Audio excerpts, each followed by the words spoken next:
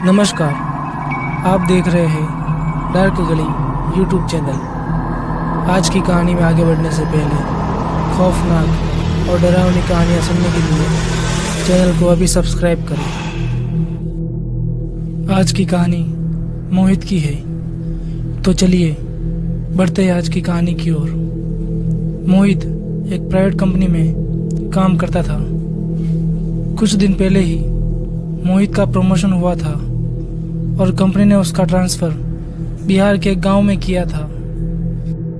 मोहित के परिवार में उसकी पत्नी सीता और उसके 2 बच्चे ऋतु और कुणाल थे।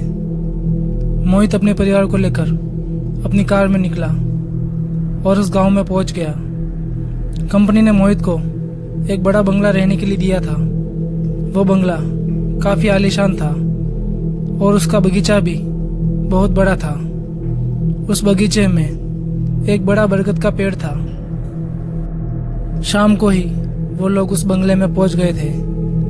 बंगले के वॉचमैन ने पहले ही बंगले की सफाई करवा ली थी। मोहित और सीता बंगले में गए। वो लोग बंगला देखकर खुशी से पागल हो रहे थे।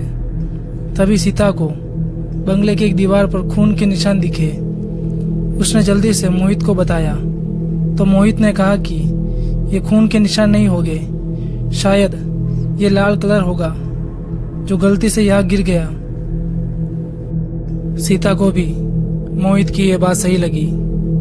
वो दोनों बेफिक्र हो गए। सीता ने खाने की तैयारी की और सबको आवाज़ लगाई। सब लोग खाना खाने के लिए वहाँ पहुँच गए, लेकिन मोहित की बेटी वहाँ नहीं थी। सीता और मोहित ने पूरे बंगले में ऋतु को ढूंढा, लेकिन वो कहीं नहीं मिली। वो दोनों ऋतु की फिक्र करने लगे। तभी बंगले के बाहर से ऋतु की आवाज़ आने लगी।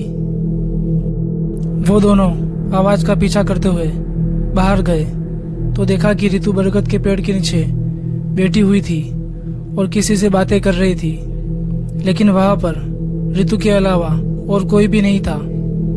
मोहित और सीता भागकर उसके पास गए और ऋतु को पूछा कि तुम यहाँ क्या कर रही हो।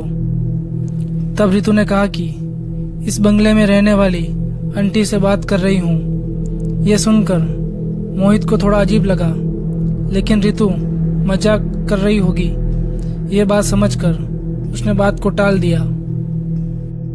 उसी रात मोहित और सीता अपने कमरे में सोए हुए थे।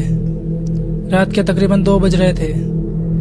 तभी कमरे में कुछ हरकत की आवाज़ आती है और सीता की आँख खुल जाती है।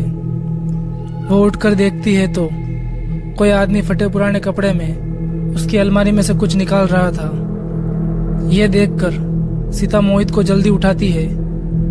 मोहित उठकर लाइट चालू करता है तो उन लोगों को वहाँ पर कोई दिखाई नहीं देता है, लेकिन सीता को पक्का यकीन हो गया था कि इस बंगले में कुछ गड़बड़ है।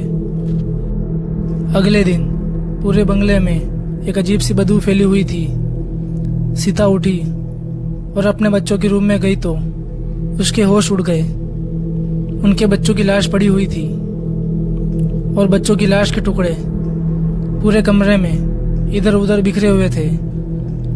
ये देखकर सीता वहीं पर बेहोश हो जाती है। मोहित को गांव वालों से जानकारी मिली कि वो बंगला एक शापित बंगला है। उस बंगले के बगीचे में जो बरगद का पेड़ था वहां पर लोगों को फांसी दी जाती थी। और एक बार इस बंगले में काम करने वाले नौकर और उसकी पत्नी ने बंगले में चोरी करने की कोशिश की और पकड़े गए। तब बंगले के मालिक ने उन दोनों को उसी पेड़ पर फांसी से लटका दिया।